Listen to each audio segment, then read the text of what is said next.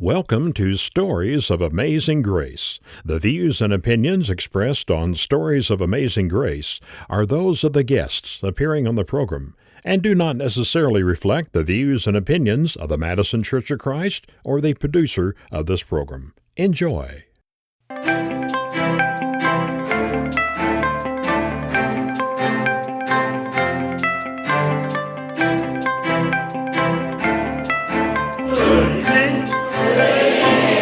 Larry Souter, and welcome to Stories of Amazing Grace. We're coming to you from Bixter Chapel at the Madison Church of Christ in Madison, Tennessee. Thank you for joining us on YouTube, and some of you are listening on radio through the facilities of World Christian Broadcasting. Thank you for doing that also, and for this live audience.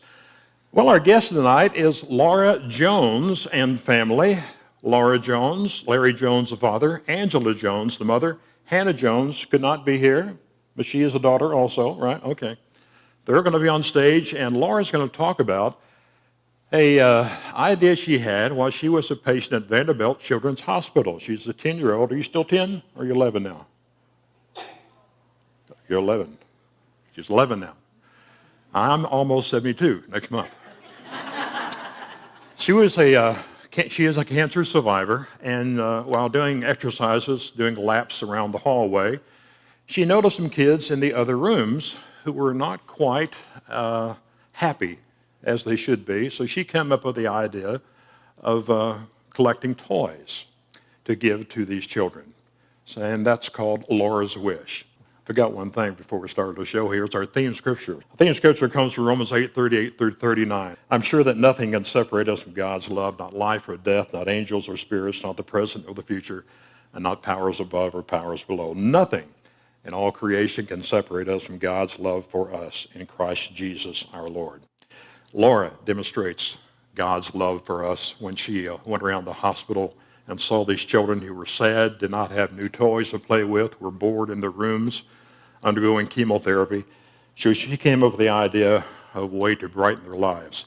I met the family last fall. They wanted a video to play to churches to introduce Laura's Wish to congregations and other organizations. I said I would do that if you would come and appear on Stories of Amazing Grace. So that's why they're here. So let's watch the video, and then we'll talk to the family.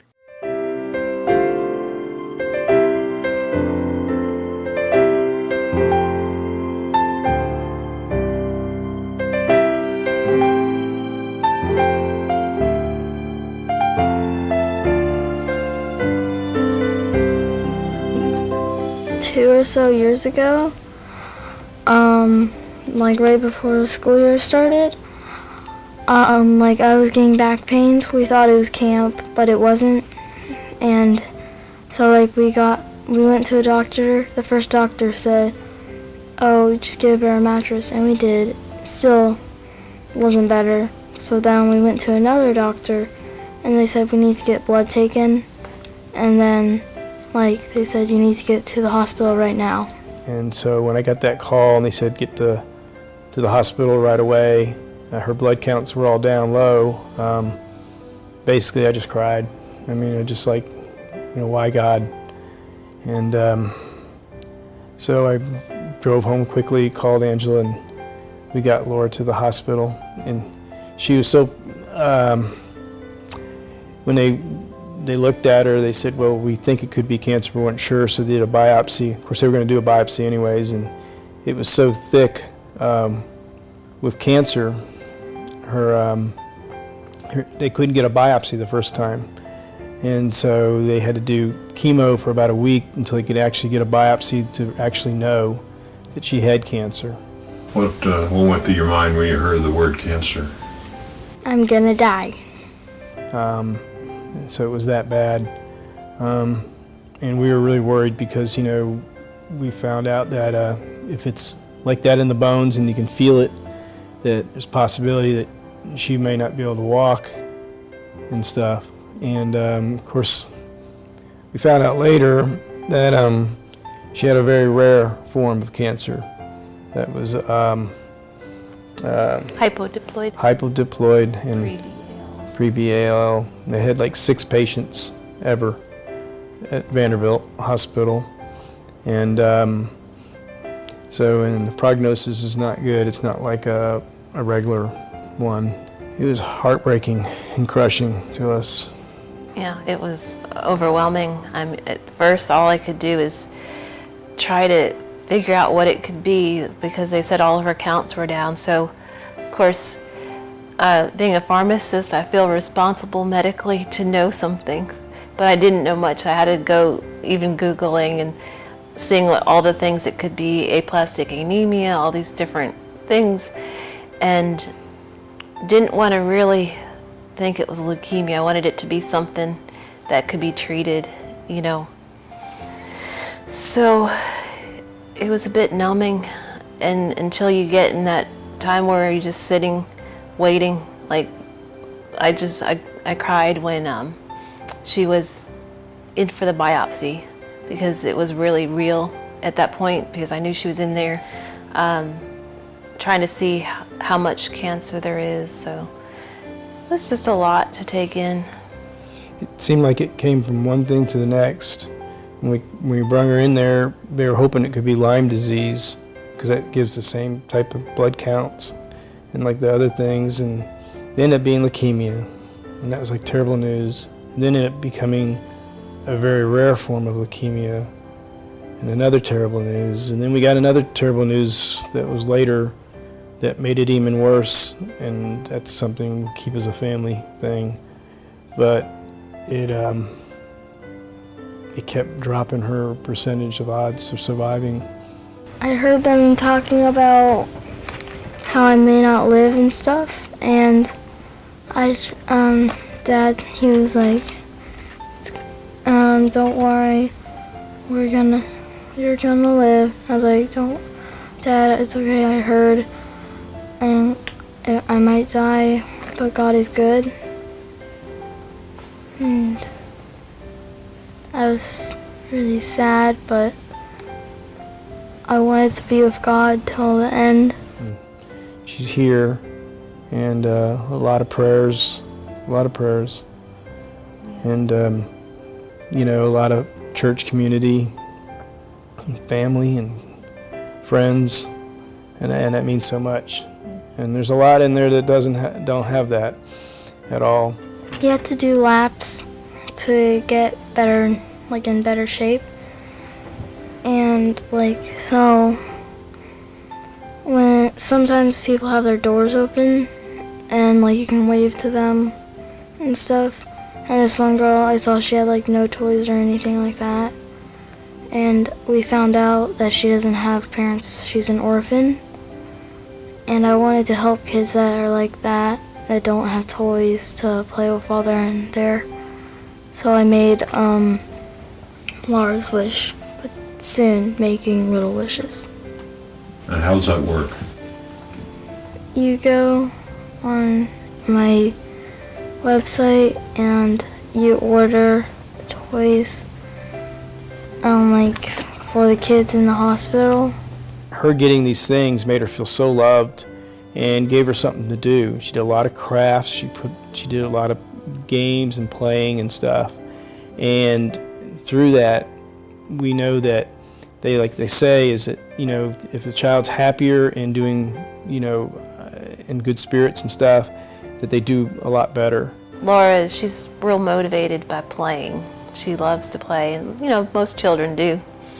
So the toys really got her mind off of anything negative that she might be focused on, because you have to do some uncomfortable things, sometimes even some painful things, and to be able to come up out of that is really awesome. And we know that a lot of children there just don't have anything. Child Life talks about how they run short. They don't have anything really of toys to give out. This is a huge project. We love this so much. I mean, most of the time our donations only come around Christmas, and we have to make that last the whole year. And so for us to receive something like this, you know, before Christmas is a huge deal. It just doesn't happen. So it's very, very appreciated. Not just by our patients, but the families too. That's where it really comes in, seeing the joy that comes from the parents and the siblings. When they get to see their family member that's in the hospital receive a gift like this, it's a huge deal, and we really do appreciate it. And we just really could take note that a lot of other kids had nothing, and we couldn't share the toys. They have an immune-compromised system, so they can't share toys. It has to be a brand new toy. Can't be a used toy. People want to give their used toys. You can't have that because, if they get sick, they can die. I mean, just a flu or anything. So, brand new toys, and the toys are not very expensive. It could be a $5 toy. It could be a 50 cents Play-Doh that we do. We have these little labels that we stick on the Play-Dohs and the slimes, the littler toys. And these bigger labels we put on the bigger toys, such as like this. It's about a $20 toy. And it comes, and we put the label on here, and we put your name on there. So it's very personalized. They'll be so thankful and grateful. I want it to become worldwide, like all around the world, like in pretty much all children's hospitals. It is something that is a big, huge demand. And you heard Laura wants to make this worldwide, and whether if it goes that direction or not is whatever happens. It's all in God's hands. But we do have hospitals all over that want to participate in this program. And so what we're looking for is people that are located, or churches, or people located next to a children's hospital that could be the one that would get the toys. We send the labels, then they put the person's name on, label it, and bring it to the children's hospital.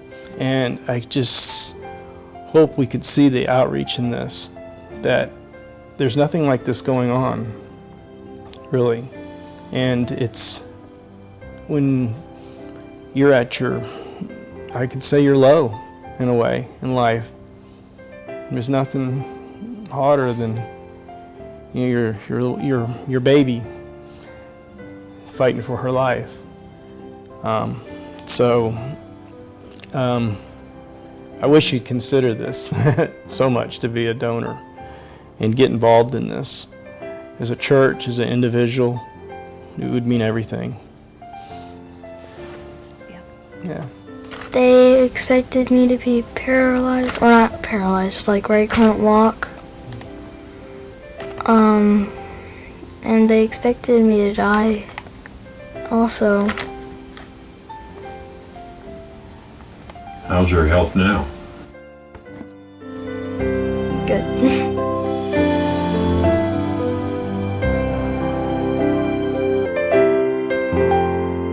Please welcome the Jones family. Come on up.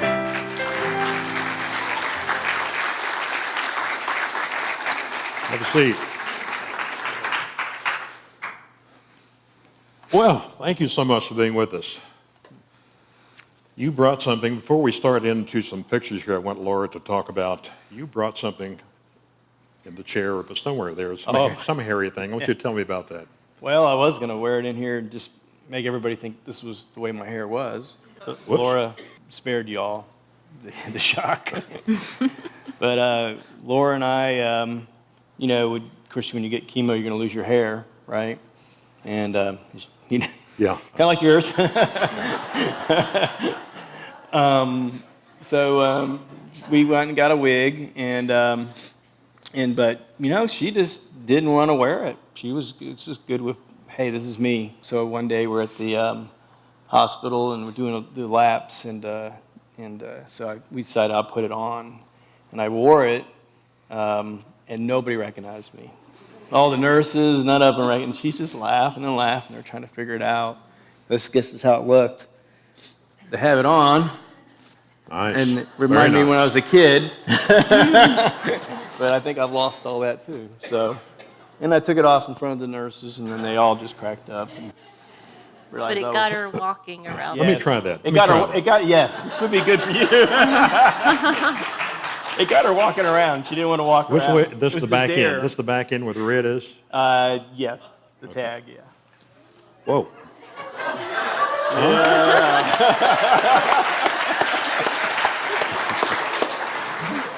Oh, that's nice. Well, it was a challenge to get her to walk. She didn't want to do laps. You know, you're feeling like you got a severe flu, worse than the flu. Yeah. And to get up and do a lap is really hard. So I said, well, I'll wear this if you do a lap. And then that got her up. Good motivator. And she did some. Well, Laura, you can look at me. Sometimes you can look at them because the chairs are kind of angled here, so you just address whoever you want. I want to. Your dad sent me some pictures. I want you to tell me about some of these because I may have got these in the wrong order, and some of them I don't know what they are. So let's start with this one right here. This is you? This is early on in the hospital? Yeah.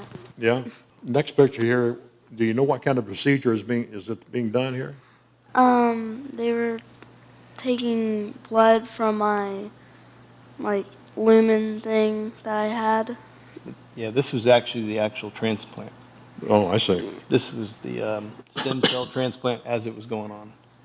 I see. It's the same port they take blood from that Yeah. she saw a lot Yeah. of that. Yeah, she saw so much of that. Now, this is your sister, isn't it? Mm-hmm. Hannah? Yeah. How old is she? 13.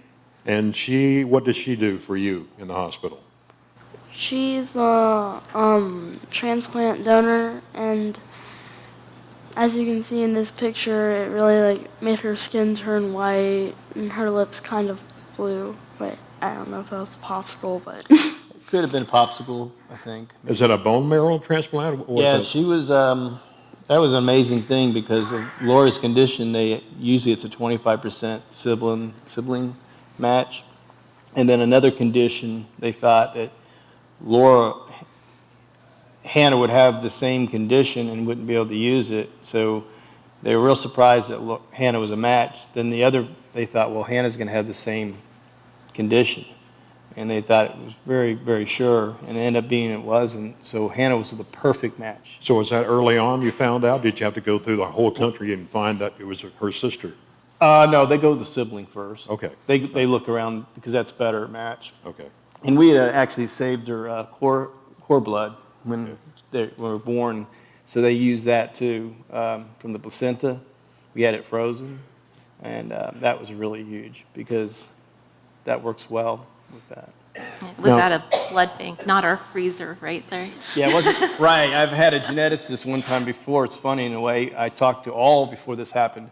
I sat down at a church thing and was sitting next to a geneticist, and I told him I froze my daughter's stem cells at the placenta, and he goes, "Oh, that was a waste of time."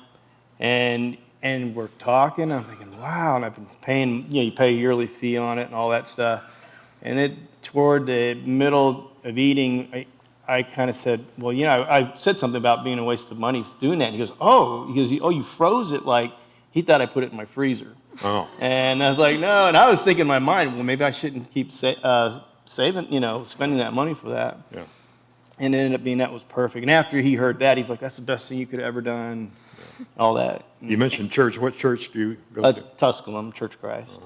Yeah. And Mom, you found out, when you found out that Laura had cancer, you were a pharmacist, and you were greatly concerned, maybe thought you could find some type of cure, or you were devastated by what you found on Google, or tell me about that. Well, I know more about medications than diagnosis, so seeing low blood counts, it makes you think, well, could be leukemia, but there's a lot of other things it could possibly be. So that's where I went on a little adventure. I guess I didn't want to accept that because, I would trust God has always got the best. And in my mind, leukemia wasn't the best. So I thought, well, there's probably something else out there that can cause low blood counts. So, passed the time as we waited. Yeah. Yeah. In addition to praying, Yeah, as we didn't know, we were looking up different things we're hoping it was. They were hoping Rocky Mountain fever, that's one that mimics it. Yeah. And what's several of them. You said Lyme disease? Yeah. Was that? Yeah, Lyme Yeah. disease. And then some of the other things weren't very good either. Aplastic anemia is not a good thing either. But we knew we had some stem cells, so it gave us hope that we have a little extra help there. Because someone with aplastic anemia, sort of kills your blood, and the stem cells build it back up. So, Yeah. but I didn't really think about all the duration and things you go through for a stem cell Right. transplant. How long was she in the hospital? Well, she started with chemo in August of 2017, and then so the first round was 50 days, and she was in the hospital off and on. Like for the first 8 days she was in, and then off and on she would get a fever and have to go to the hospital. It seemed to happen frequently. And then she had another month of chemo, and she'd have more visits to the hospital for fevers.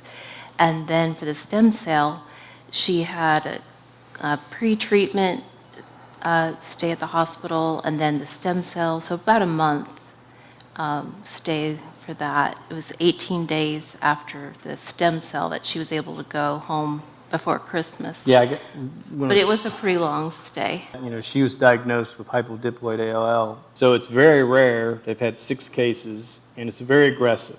And when she's diagnosed with this, St. Jude's was wanting her. A bunch of places were wanting her because it's so rare. And I talked to a doctor who's an adult oncologist friend, and he said just go to Vanderbilt because you'll have the support system, you know, and you know, that if he was to do it, he would do that because you're basically going to be on your own there, you know. You won't have your church or family. And so we chose Vanderbilt there. But when they told us this stuff, you know, one of the doctors said to us, I said, how long would the transplant, you know, be? How long could it be? He said, well, the shortest time they ever had was a month. He said 6 months, and this is, she's heard this, I'm saying it, because he kind of was right there in front of her. He said, well, don't expect her to come home. And that hit us. And, you know, and then there's another condition that's pretty bad that we keep to ourselves, but it's just it's something we always got to watch. And she got out in 18 days. She actually broke all records. They didn't have anybody come out that short a time of all transplant patients. So we give thanks to God for that, you know. It was really, Get back to these pictures a minute. yeah. No, you're a talker. I'm going to let her talk. Yeah, yeah. This photo number 4. This is your sister, and you. Are you good friends? Or just a sister? She'll be watching later. She's a great friend. I got a quick video here, 20 seconds in length. Let me show this. It's your birthday, so why don't we celebrate? Yay! And I know that we'll never live hard and always another birthday. Another birthday. Now let's celebrate. Did you learn this dancing at the Bible class in Tuscaloosa? Oh, okay. And this next picture here is you in the hospital with a hat. And this is some type of weaving device here you got. Occupy your time. What is this? It's how you make the hat. Oh, okay, make the hat. That's what it's for. What do I know? Okay. Okay. So you made the hat. Okay. I don't know if it was that one, but But yeah, you make hats with it. And you're stringing some beads here, necklace, is what this is? And this helps pass the time to do Yeah. these things. Otherwise, you're just in the bed playing with the remote and watching TV, I guess. Huh?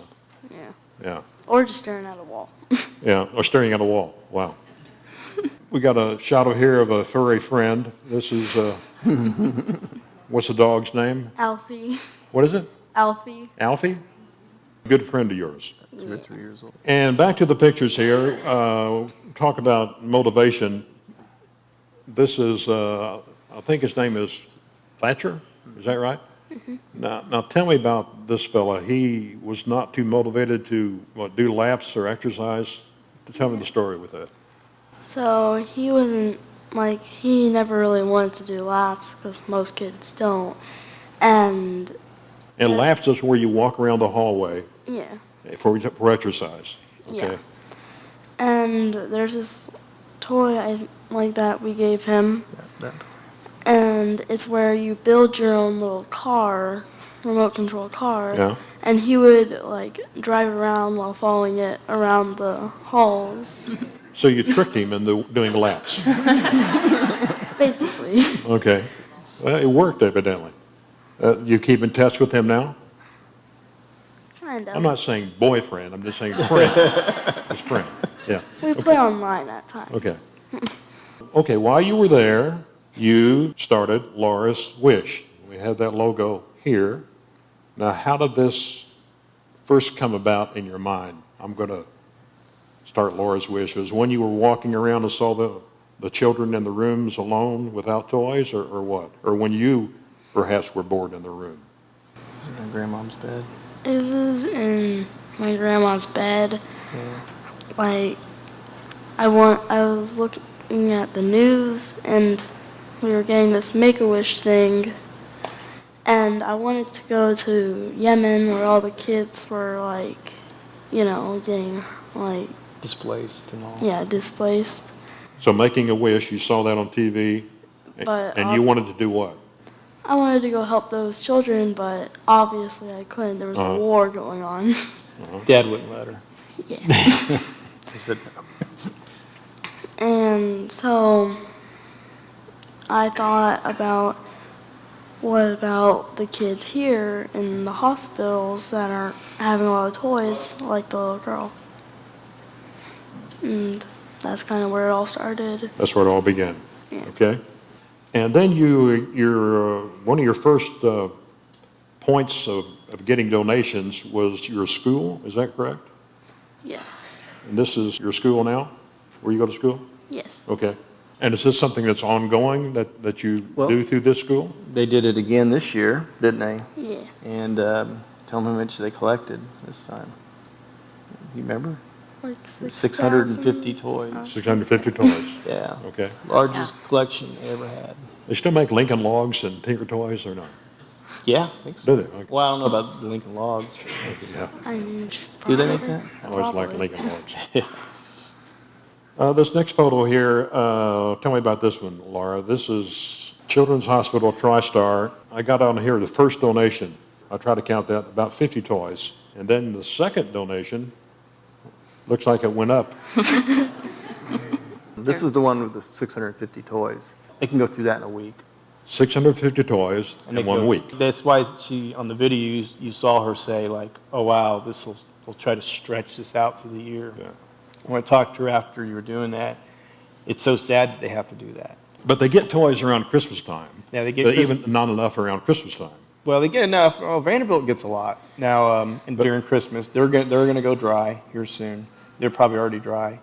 Centennial is dry all the time with toys, and we haven't. Of course, I don't know if you show other pictures of the other hospitals, but it's spreading to hospitals outside of this area.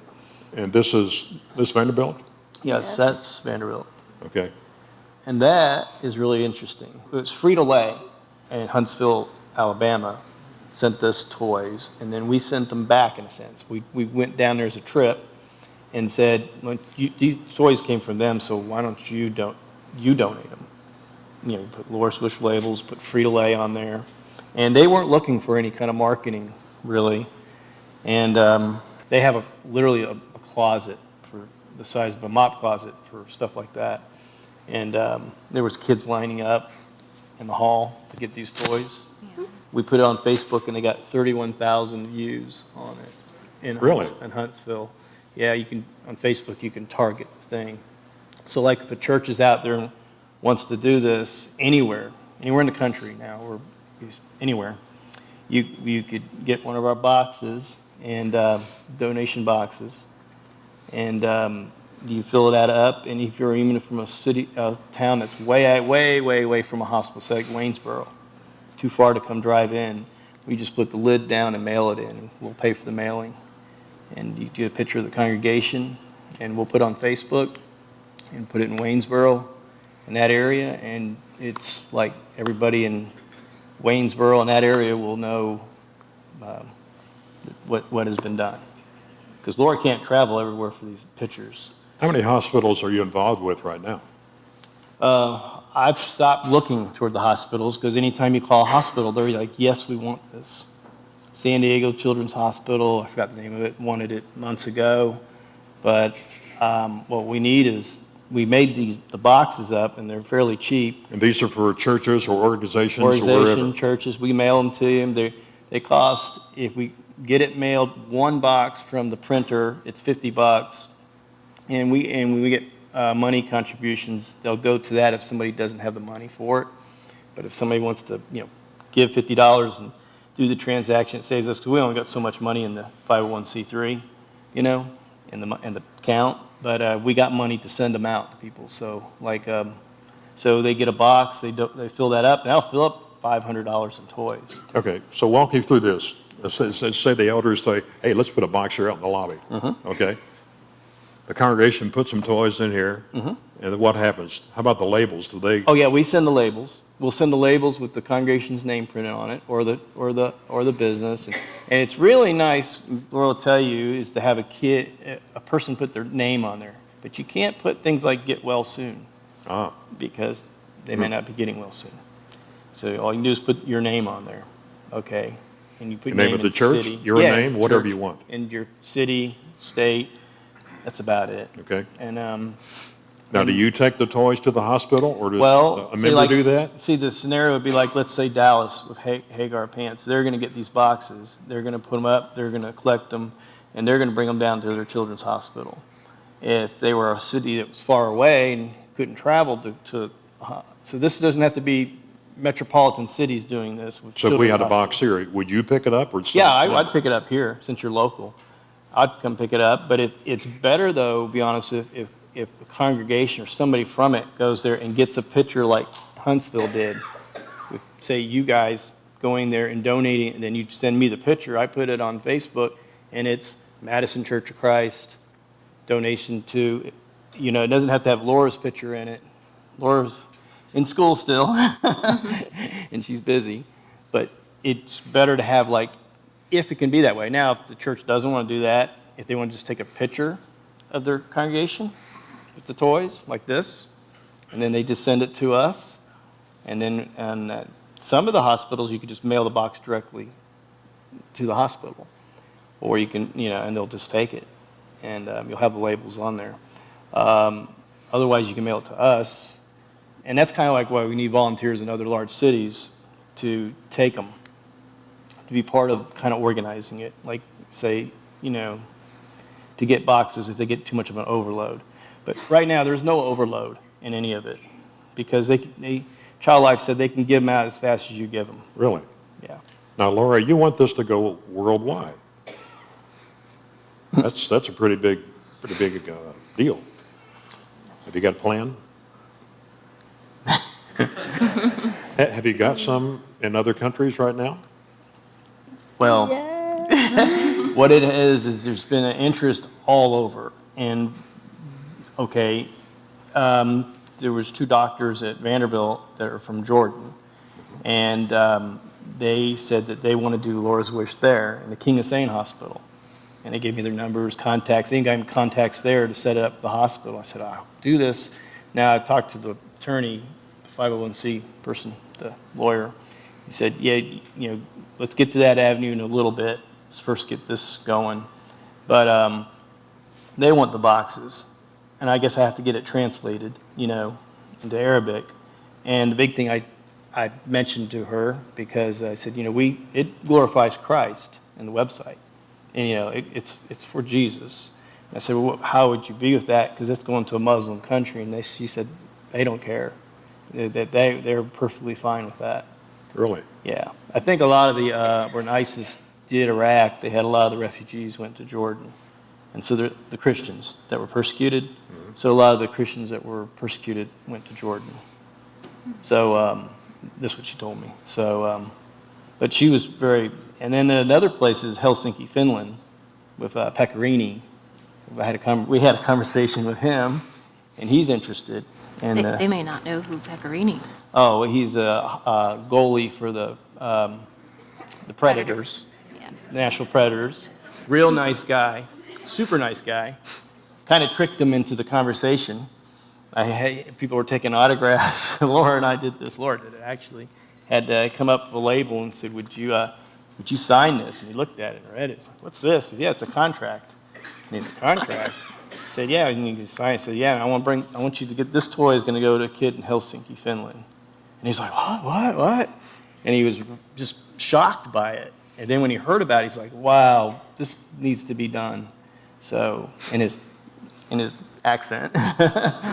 But he's, after the season, he's supposed to get with us on that. What are the most popular toys, or what's the best toy to give to a child in the hospital, or just a variety? What do you think? Laura? What would you like to receive? What did you like to receive in the hospital? Crafts. Crafts? Yeah. Anything crafty? What about STEM toys? I heard about it. Yeah. What are they useful for? What is a STEM toy? A STEM toy is basically a toy, but like you get to learn things from it while having fun with making things. So It's a teaching toy. yeah. Something I wouldn't enjoy, probably. What's the STEM? What does it stand for? STEM.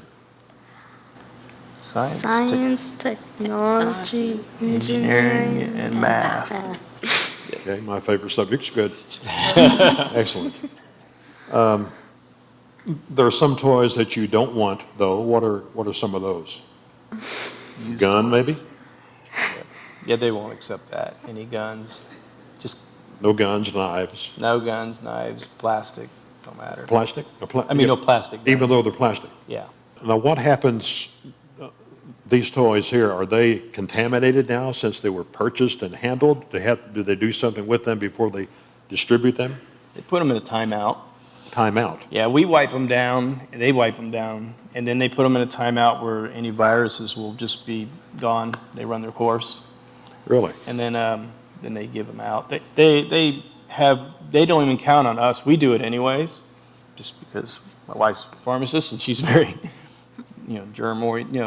thinks about germs. She's a germphobic? Yeah, well, yeah. No, not really. She's pretty good. Well, we both come germophobic since Laura. We were in isolation for a year. They won't allow any used toys. All No, of them yeah. have No to be used new. toys. You've gotten some, and you had to refuse them from people? No, I haven't. We haven't gotten used toys, but we have gotten things that will have like a toy like, say, this, and it didn't have the label. Say the label was gone. Uh-huh. Well, we have to put it aside because see. they want the label on it.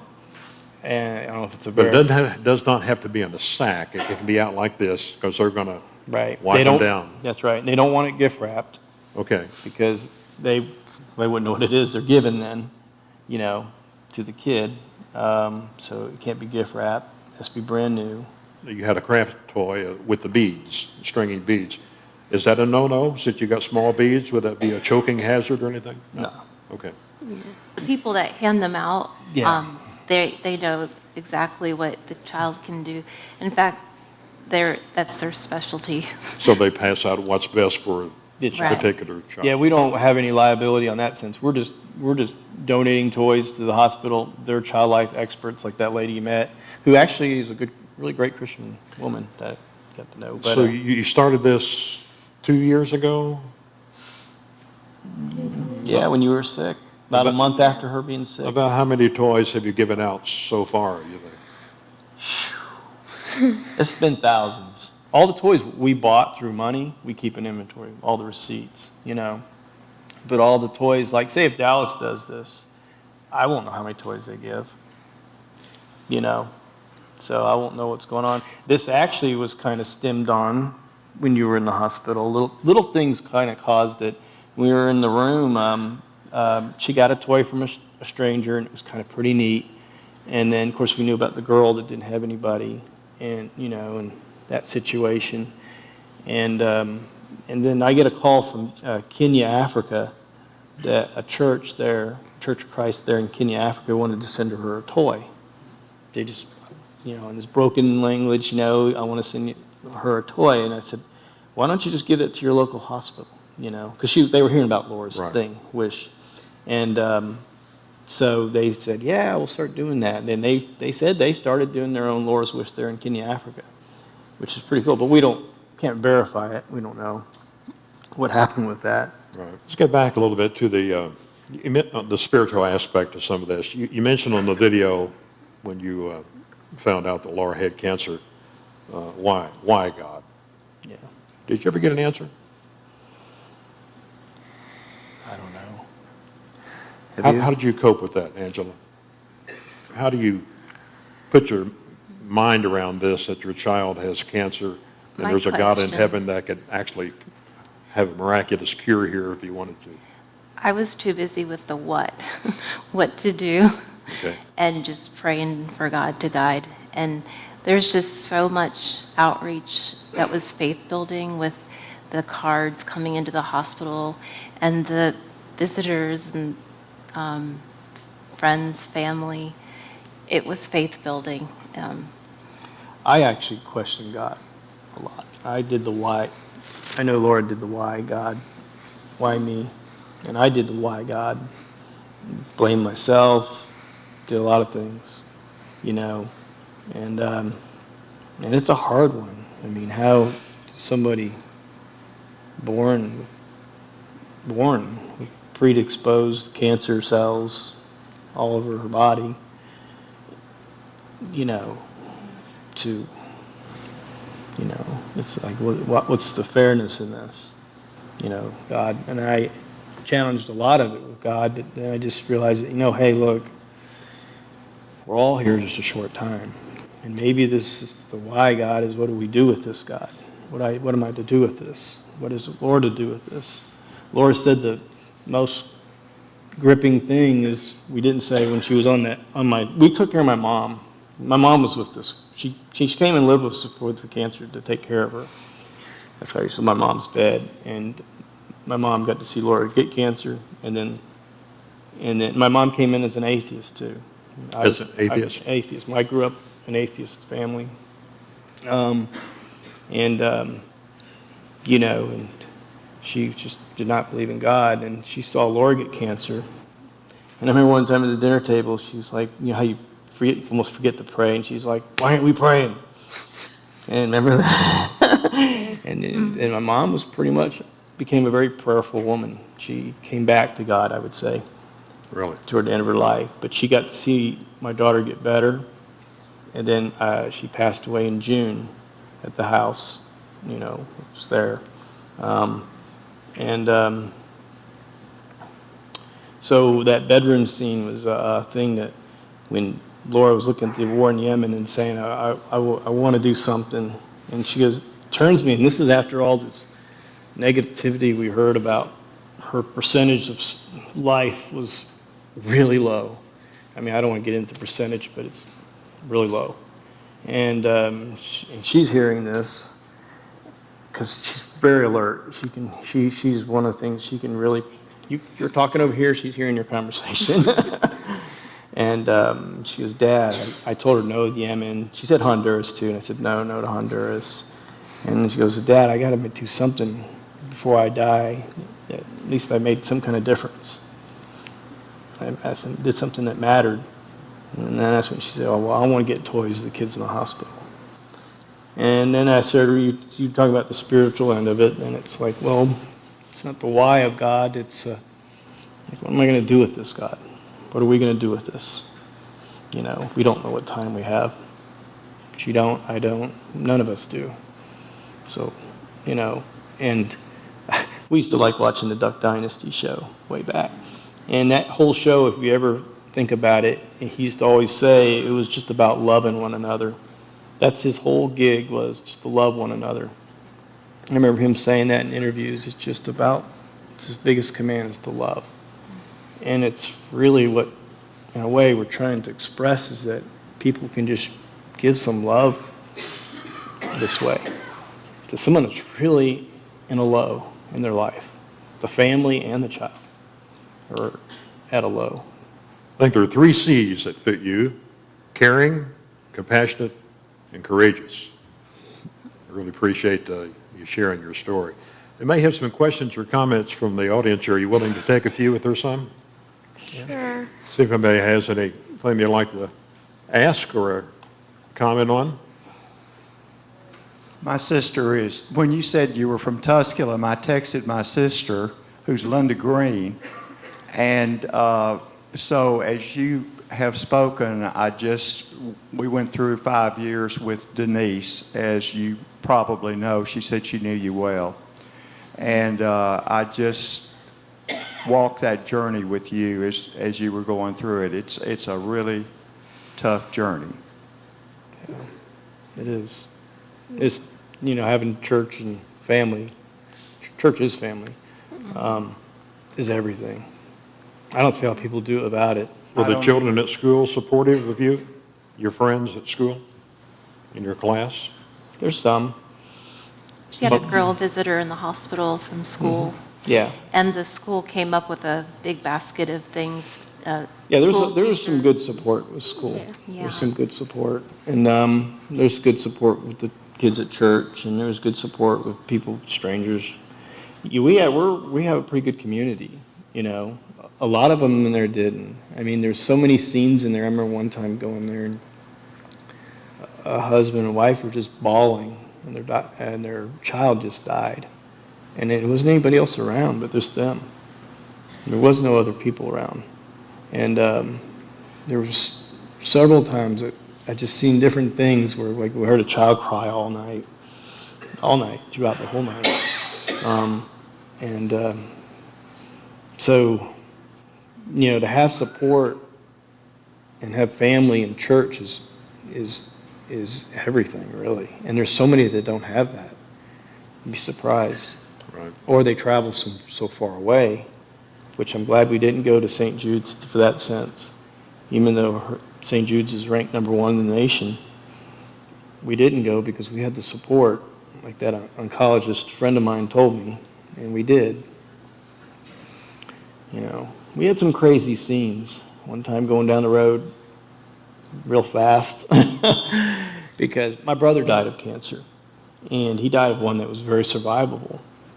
And so when Laura got it and had one that was not very survivable, when she got a fever, they said get to the hospital. And my brother, I felt like if he'd gotten to the hospital sooner and got it diagnosed, he came out of remission, and that maybe they could have done something. But so the scene with Laura is I was driving crazy. I was driving on basically all the way, there was a wreck on 65, and I drove all the way down from Concord Road to past Harding on the gravel, past Old Hickory and all the gravel, because I just had to get her to the hospital, So you kind of do some crazy things. Sure. Anybody else have any questions? Laura, what are you going to do when you grow up?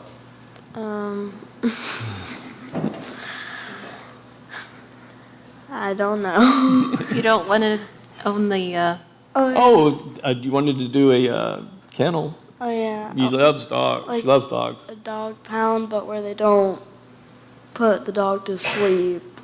And Yeah. There's a lot of things she can do. yeah. Anything Whatever you with want. dogs. Yeah, she loves dogs. as you can tell from the logo. Yes, the logo. Which I drew. Now, when I went out to your house, I guess you had this dog, but you had another dog there We that have wasn't quite that We have a pit bull. friendly.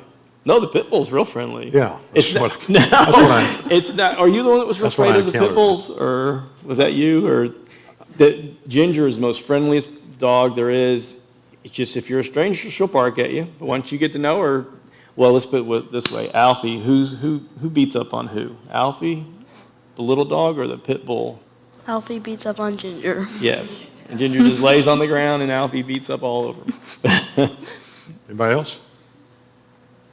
Laura, do you still have to have treatments, or are you remission, free and clear, or how's that doctor visits going from here on out?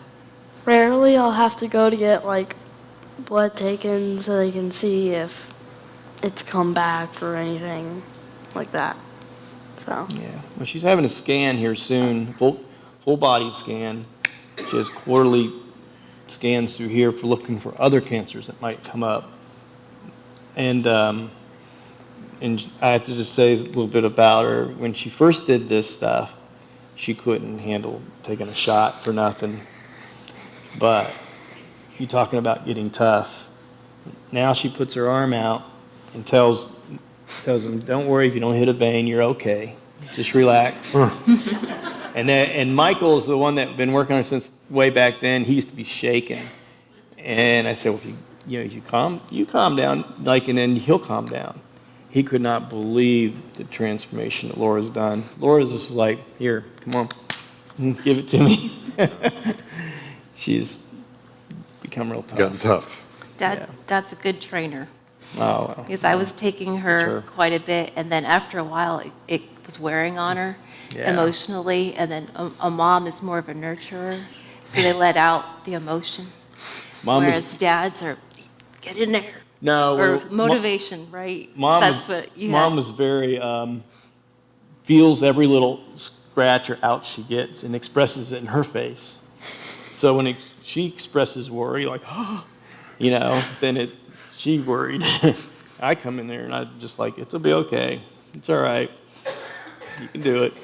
And so she's gotten very, very good at it. But it's not that. It's her, really. It's none of us. It's her. She's done it. Anybody else? Hi, I appreciate the family taking the time to come share with us about this.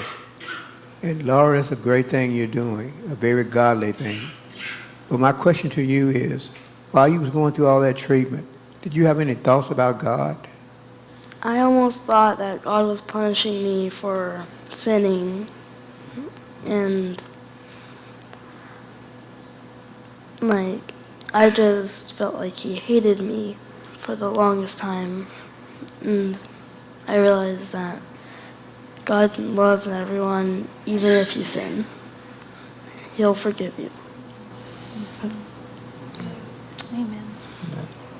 We thank you for being with us tonight. Thank you very much.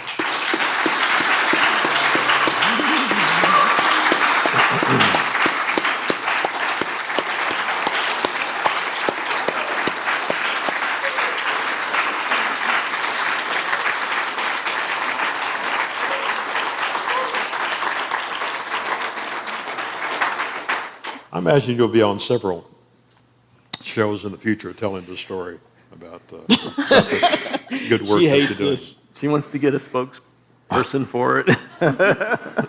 She doesn't even want to call it Laura's Wish. She doesn't. She's very humble, meaning shy and humble, because she didn't want the name because she wants it to be something that takes off, like Make-A-Wish, where it's people just do it, but she doesn't have to. She don't want to be the face of it. She doesn't want the. This is hard. This was really hard for her. So you did well, Laura. You did fine. I appreciate it. Well, next month on Stories of Amazing Grace, Poppy Steele will be here.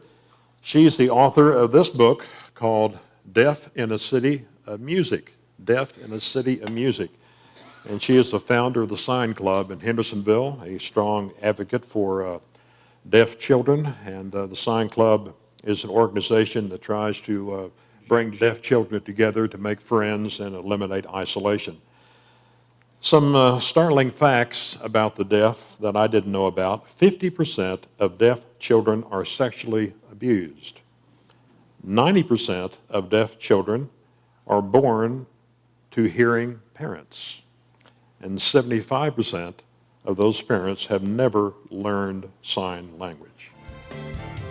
So Poppy Steele, May 1st, right here in Stories of Amazing Grace. Thank you for coming tonight. Have a safe trip home. Thank you.